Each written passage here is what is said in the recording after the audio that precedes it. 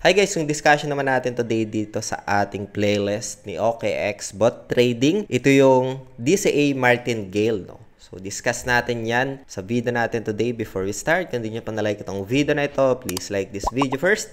Subscribe nyo yung YouTube channel natin, turn on the bell icon para ma-notify kayo dito sa mga updates natin na ginagawa sa ating YouTube channel, guys. No? So, dito nga guys, ay explain natin dito, discuss natin yung Martingale strategy. No? So, dito guys, isa sa mga strategy, itong dollar cost averaging na Martingale bot. No? So, another variant ito ng DCA strategy. Kung hindi nyo pa napapanood yung previous playlist natin na kung saan discuss natin yung recurring buy, classic DCA, pwede nyo panoorin pa rin yun. Naka-playlist naman itong mga discussion natin dito sa ating YouTube channel, guys. No? So, mentioning here that another variant DCA strategy that was widely adopted in the forex market. So, yung Martingale is one type ng DCA pa rin, guys. No? That reduces average position cost through continual position increases, guys. So, unlike recurring buy with fixed time interval, the Martingale strategy increases positions when price falls. No? Bali, nag-average siya if ever na bumagsak yung price action, pero nag-increase yung pinaka-positions mo. No? When price rises to desired levels, the Martingale will sell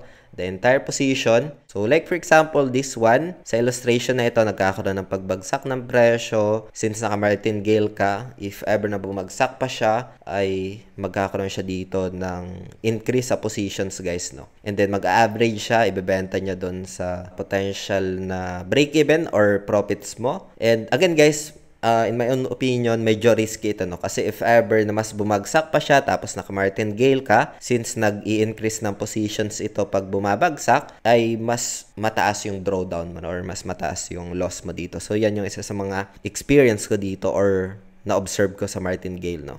Kagandahan lang dito, if ever na nakasit ka ng Martingale, and then bumagsak yung price action, and bigla namang nag-pullback, instant yung pullback niya, and then nabenta, that's the time na magkaka-profits ka, guys, no? But as I mentioned, if ever na magkaroon ng pagbagsak ng presyo na malalim tapos nag-increase ka pa ng positions, there's a high probability na mas tumas yung drawdown mo, no? So, yun isa sa mga downside nitong Martingale, no? So, meron naman ditong magandang practice, mamaya discuss natin yan. So, dito nga, Martingale strategy mechanism, merong multiple entry, single sell, then repeat in cycles, no? So, Martingale bot continuously earn long-term steady returns by taking the fluctuating profit from cycles of rebound or correction with average cost, guys, no?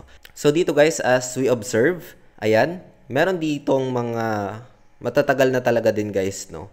Ayan, and meron siyang backtested APR na 2,108 regardless na pabagsak yung presyo, guys, no? Ayan. So, meron ditong short-term aggressive bullish, 3,369. Ayan. So, you can just copy that one. And isa sa mga kagandahan din ng Martingale, no? If ever na meron ditong strategy ng short-term aggressive bullish, no? Ito yung pinaka-example dito. Ayan. So, balik tayo dito sa pinaka-presentation.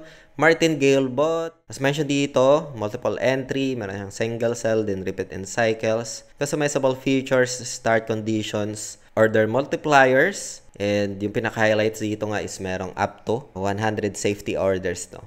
Extreme fund utilization rate. Dito naman tayo, guys, sa good practices, no? So, most powerful tools to capture rebound profits. Ito nga yung Martingale. Utilize price steps and max safety orders. So, para ma-determine yung extent ng cost averaging, no? When price move against your positions. Smaller price steps and more safety orders. Captures yung frequent price moves and increase, no? Tolerance for opposite price movement. Ayan, so this example is like on the Forex, no? And another good practice dito is entry timing with start condition, no? So, pwede tayo ditong gumamit, guys, ng RSI na indicator para ma-describe yung price action ng asset relation to dun sa pinaka fair value, no? So, if ever na nagkakaroon ng pagbagsak ng RSI pointing to the bearish territory, and then that's the time na you can set yung Martingale, no? Much better din na iset yung Martingale kapag yung RSI is pointing to the 30 na, or nasa 30 na yung RSI, guys, no?